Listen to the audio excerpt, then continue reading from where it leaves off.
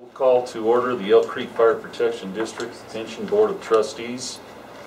Regular meeting Thursday, January 14th, 2016 at 8:07 hours. 18:07. It's been a long game. Thanks. Trustee Aronson, would you lead us in the Pledge of Allegiance? I pledge allegiance to the flag of the United States of America and to the republic for which it stands, one nation, under God, indivisible, with liberty and justice for all. Okay, let the record show all trustees are present, with the exception of Trustee Oleski, who has a medical condition and is unable to attend tonight. Shouldn't we call Trustee? Oh, yeah. Yeah. Good idea.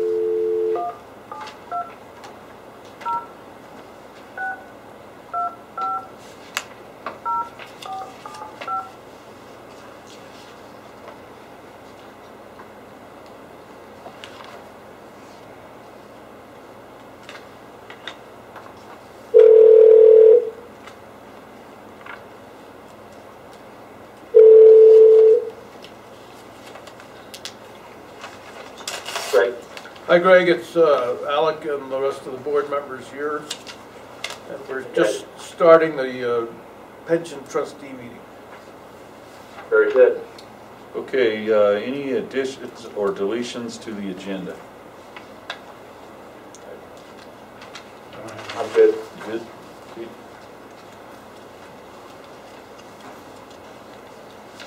Good, Scott? I'm good, thank you. Okay. Motion to approve the agenda as presented. So moved. So moved. All those in favor? Aye. Aye. Okay.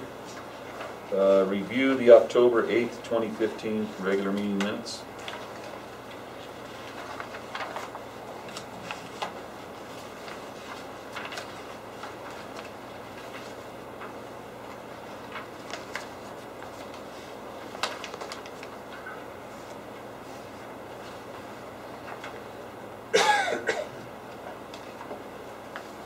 Any corrections, additions? Motion to approve as printed. So moved. Second. All those in favor? Aye. Aye. Okay, that'll take us to new business. First item is the third quarter audit.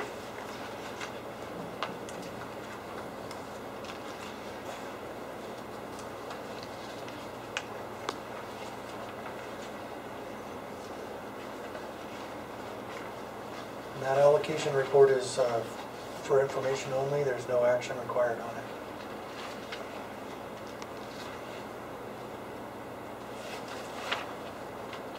Any questions from the trustees?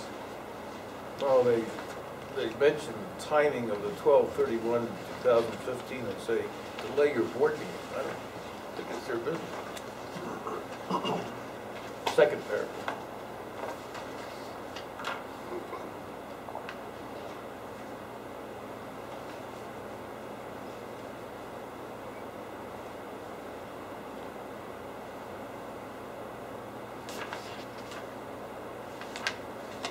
Yeah, I agree. We'll just adopt, we'll just take it at the We don't adopt it anyway. Yeah. We don't take any action. No reason to delay They it. just, yeah. Okay. Yep. All right, anything, any other questions, comments? Okay, any other business before the pension trustees?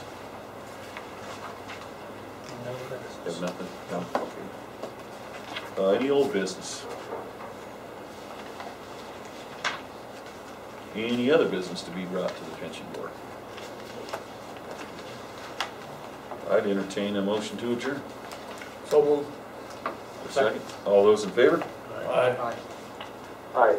Okay, meeting adjourned, 18:12. You guys need a break, or you want to go right into the? Okay, Greg, just hang on. We'll go right It's into about the. an hour break. Yeah. Okay, very good. Yeah. Well, I'm probably gonna come back.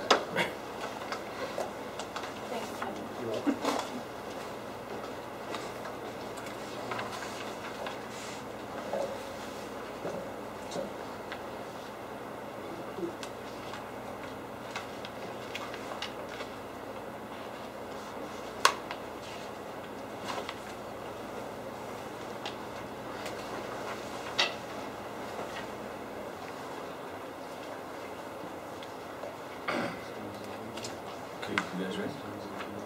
Good to go? Yep. Okay. We'll call to order the Elk Creek Fire Protection District Board of Directors regular meeting Thursday, January 14th, 2016 at 18:13. Director Barrett, will you lead us in the pledge of allegiance?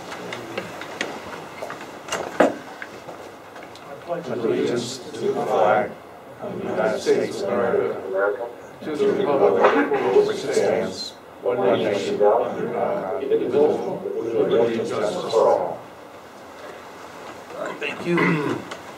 Record show all board members are here, are present with Director Branch attending by speakerphone. Any additions or deletions to the agenda?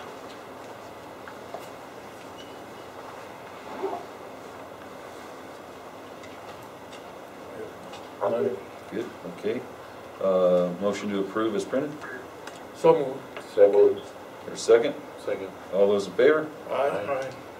Aye. Okay. Review the December 10th, 2015 regular meeting minutes.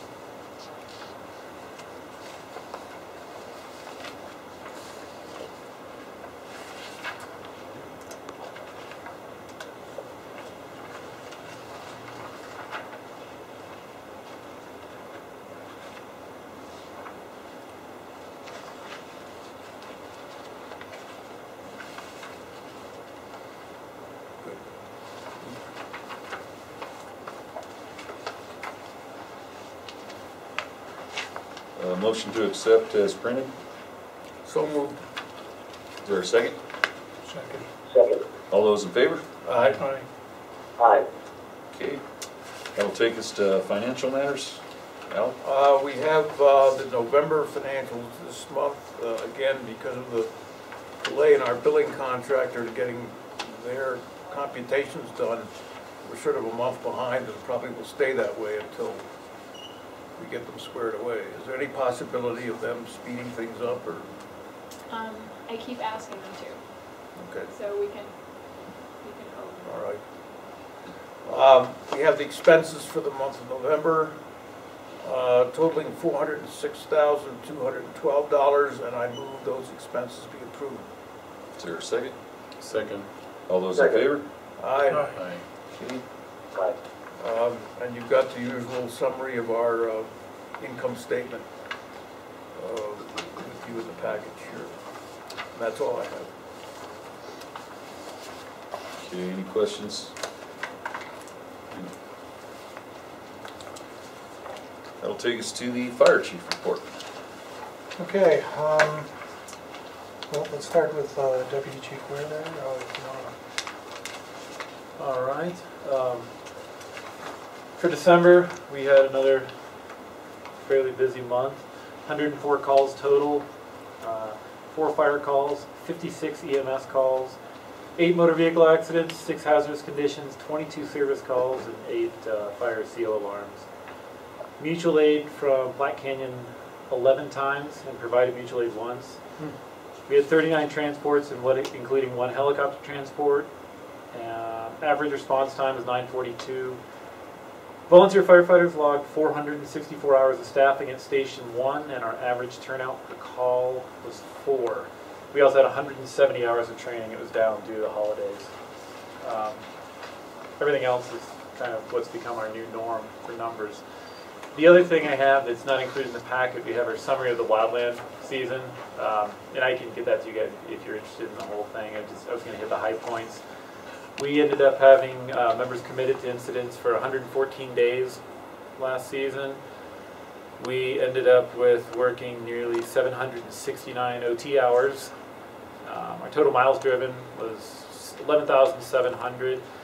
Big high points of the season. This was the first time we sent a resource to Alaska, which was, was kind of a new thing for us. And it was also the first time we had a PIO that ended up getting assigned. We had a PIO on the Gold King Mine incident. Michael Davis was assigned down there. And then he also ended up going to Montana as well. And I can email this if you guys are interested. That would be great. Thanks. Do remind us again what a service call is. Service call, so these are the NFIRS actual criteria. So a service call consist of a good intent call. It could be a lockout. It's all the Lift assist. citizen assist calls that don't really have their own.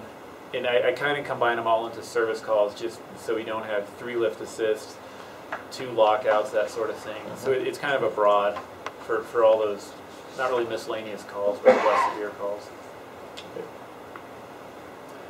With that, we did tally up the final numbers for last year. We ended up with 1,202 calls, which ended up being exactly tied with our previous record, which occurred back in 2007. One year that spiked about 20% above normal, and then it dropped back off again. And then it's been slowly climbing till we were kind of expecting to break that record, but we ended up just exactly tied with it for the year. Other things that we've got going on, we did during one of the snowstorms, we finally had our plow died, so we ended up having to replace, and that was the actual plow, not the truck this time. So we ended up having to replace the plow. And at the same time, we went ahead and added a second mount and a second plow for my truck because, losing the plow in the middle of a storm, when I actually was at the beginning of it, and we had 4 stations to get plowed, ended up being, kind of a logistical nightmare. So we decided to go ahead and get that second one just so that we've got redundancy. The other issue that we've got, of course, is that the plow's on the old shop truck, which, we don't know how long that'll last either. So we have those, and we should be in good shape now going on. The new engine is still down in Denver. It sounds like it's going to take them longer to get everything fit together and get all the equipment mounted, but they are working with that. And then we're also sending the squad truck down tomorrow to get the super single tires put on it, so it'll be a little better able to handle the off-road stuff that it's designed for. The building project, we're coming right up close to completion. By Monday afternoon, they will have everything done except electrical. That became a hang-up when we had a disagreement between the electrical contractor and the general contractor over, basically over arc fault circuit interrupters and whether they were needed. So they're still trying to battle that out, but that put all of the electrical on hold. So he's kind of holding up the rest of the project from completion. Isn't that a code item? It is a code item, and the disagreement was he read the plans thinking the whole thing would fall under a commercial occupancy code, but the living quarters was classified by the building department as an R2 code, a residential code, which does require it. So he's trying to appeal to the building department, but all, the architect, the electrical contractor. The rest of us have all said no. You got to just follow code. So we're hoping they get that resolved in the next few days, and he gets back on the project to finish that up. How much work is involved? He said it's about a $4,000 difference between. He bid the project without those, as far as the general contractor is concerned, that's just a bid error, and he has to suck it up. But he's trying to work some way around so he doesn't have to. So hopefully that's resolved. Everything else, we actually be moving fitness equipment in. The bunk beds are moving in. We should be in good shape for everything to be ready to go on a final inspection once we get this resolved with the electrician. The other issues, we've had a fairly big hit with the heating in this side of the building. We had problems with the pump going out back, I think, during sometime in the late summer. That went out. We had a lot of problems finding someone to fix that. When we got a plumber in to start on that, he came back and said the boiler has to be replaced as well. And then since then, we've also had some frozen pipes that have happened because we are all on portable heaters on this side. That new boiler is finally going to be getting here next week, and but unfortunately, it's going to be $28,000 plus whatever repair costs we're going to end up with. We know of at least three broken pipes that we've got to deal with in the building that we're waiting on getting heat, and then we'll have them repair them at the same time. There's a separate heating system for the new... Right, this side's on a separate heating system. And it all falls back to the same problem we had with the other one, and that is that the water has so much sediment in it that, you know, I haven't had heat in my office in 2 years because the pipes have gotten plugged with sediment, and then the pump goes out because it can't pump through the plugged pipes. And, you know, things kind of cascaded from there. And so one of the other things we're looking at, with this side, they're actually going to be changing the type of system so that it won't be pulling in water. We'll be able to put basically filtered water in with antifreeze in it so it doesn't have an issue.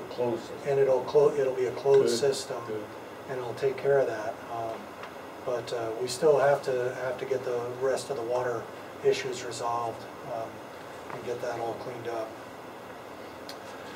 We are working on, you know, we had been looking at whether to take grant money for the antenna up at Station 3 or to go ahead and replace that on our own. And after kind of doing an analysis and talking to the homeowners association up there, we're going to go ahead and you know, pay for the erection of the tower ourselves, because if we were to take the grant funding for that, we would have to kick off all of the other people that essentially rent space from us on that antenna, which would shut down. Why is that? Because the federal grants prohibit us from making money off of anything that they even partially fund. So that would mean the amateur radio people, the horse rescue people, you know, the broadband internet, and everybody else would have to, you know, remove their equipment. And you know, we decided that with those other groups being willing to essentially take up, you know, pay for space on that antenna, you know, we'll break even on not taking the grant, but those services will still be available. So that really looks like the better option, you know, better for the community up there. I agree. Okay, academy has started. We're doing a joint academy with Inter Canyon Fire, and that's off we're into the second week of that. We did get operational policy manual out to the rookies, so that's we've done some major revisions there. The personnel policies, we've been working with legal advisors on some of the issues, primarily related to the issue you'll recall that we discussed about the overtime calculations, and we've gotten that answered, so that now we can move ahead with approval of the replacement personnel policy over the next month, hopefully. And then the only other thing in there is the fire codes, which Shelley will be addressing. Thank you. Any questions for the chiefs? Okay, under new business, we have a few resolutions. The first one is a resolution designating location to post meeting notices. We just need motions on them. Yes. Does everyone have resolution 2016 1-1 in front of them? Yes. I'll move the adoption of resolution 2016-1-1. Is there a second? Second. Second. All those in favor? Aye. Okay. Aye. All right, that motion carries, and this is same three places we always post. Yeah.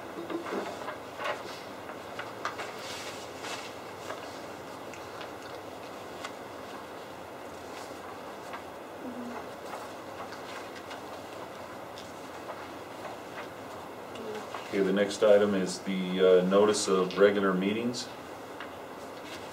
I don't think we have to adopt. Yeah, we don't, We don't have to. yeah, That actually goes with that first one, With the so first that's packet. the notice that's posted. it actually gets posted. Right. Same thing with the schedule. Schedule. That basically looks like it follows the second Thursday, as in past practice, past practice.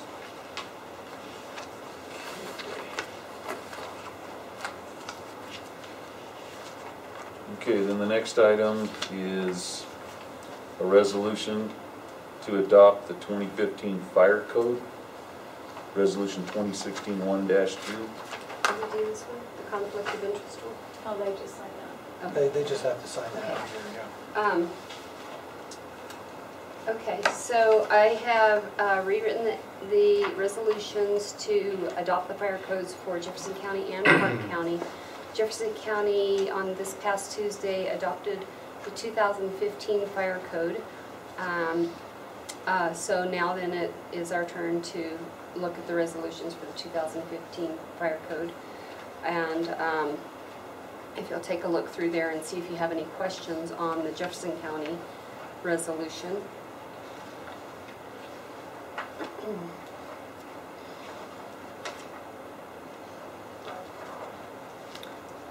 Anyone have any questions? Jeff? The Park County is looking at adopting the 2012 codes. I haven't gotten a response back from Park County on where the fire code stands within their adoption, but I went ahead and wrote up the resolution for our 2015 fire code to be adopted, so we have consistency within the district, and it's the same as Jefferson County. But have they adopted it? They have Park? not. They have not yet, but they won't adopt ours until we have adopted it anyway. Oh. So if we already have it adopted, whenever they When they get to it then. get an answer back to me, then we can go ahead and get that in there. And if I recall from our discussion, they had adopted the 2009 building and electrical codes, but had not adopted the fire code and left that to the individual jurisdictions. Is that correct? You know, I found the old paperwork saying that we had asked them to, but I have gotten emails in and a phone call in to Park County, and I haven't gotten a response back at all. So I've contacted them 3 times. They asked us to get back to them by the 18th, so I called and sent 2 emails asking for them to contact me so we could discuss it, and I've tried calling the lady and haven't gotten a response back yet. So, yes, that's on the 2009 that I found the letter where we had asked them to adopt it. And since they just told us they were going to be accepting or adopting the 2012, I asked them about the fire code because I didn't see that written anyplace. Still kind of waiting. But we should adopt it anyway. We should adopt it, and then they have to agree. You know, they have to agree that we can enforce our own fire code. But at least we'll have it in place at that point. At least that's my understanding. Are there any portions of this code that will affect our operations in terms of workload and so forth? Are there any? Are there any features in the new code that will affect the department's operation? No. Not at all. The only change that I made in from the previous 2009 fire code was I went with everything that the county had already adopted and allows us to adopt. The county Jefferson County still has to look at this and give it their blessing, and they have a statement in there saying that the fire codes can adopt and enforce their own amendments. So the only thing different than what has been in here in the past is in sprinklered buildings, I put that they are not required to have a full smoke detection system. because it's quite a bit of redundancy, and it's very, very, very expensive. So, but there isn't anything in 2015 that will affect our operations. Are existing structures grandfathered under all this, or do they have to meet the new code? They're grandfathered. Their existing structures have to maintain the building under the code that they were built and the amendments that were in effect at that time. There are a few provisions that require retrofitting, but it doesn't affect anything in our district, and they're very, very limited. They're more like institutionalized buildings that don't have a fire alarm or sprinkler, then they are required to go back in and do that. But that's more of a life safety issue, and we don't have that in our district anyway, existing. Is there any other questions on the adoption of the 2 fire codes? Okay, we need a motion to adopt resolution 2016-1-2 adopting 2015 fire code for Jefferson County. So moved. Is there a second? Second. Second. All those in favor? Aye. Aye. Okay. And the next one is resolution 2016-1-3 to adopt the 2015 fire code for Park County. So moved. Is there a second? Second. All those in favor? Second. Aye. Aye. Okay, the next one is a resolution to adopt a fee schedule for, a new fee schedule for Elk Creek. I revised the fee schedule entirely, and I based it on actual estimated costs for what it costs us to provide these services. Some of the fees are more than the previous schedule, and some of them are less. But it goes more in line with what the actual costs are to provide services.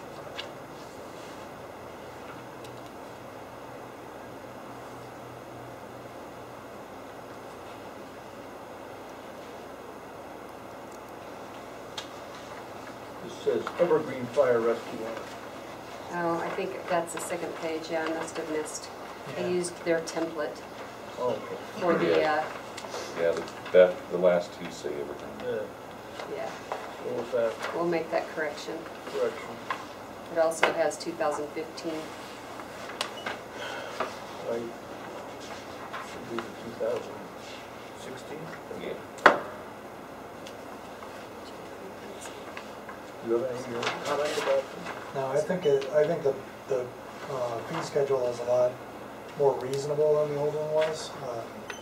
You know, the few that went up are not significant, and some of the ones that, we had some fees that we actually just knocked the fee off for most people because it was, some of them were just set really out of proportion to what we were doing. So this actually is going to be a lot more reasonable, and I think the people that are submitting plans are going to be happier with the fee schedule than with the previous one. Okay. The motion. Yeah, motion to adopt with the two corrections. So moved. Is there a second? Second. All those in favor? Aye. Aye. All right, is there any other new business from the board? Okay, any old business from the board? Any citizens issues? Seeing none, I'd entertain a motion to adjourn. So moved. Second. All those in favor? Aye. Aye. Aye. At 18:37.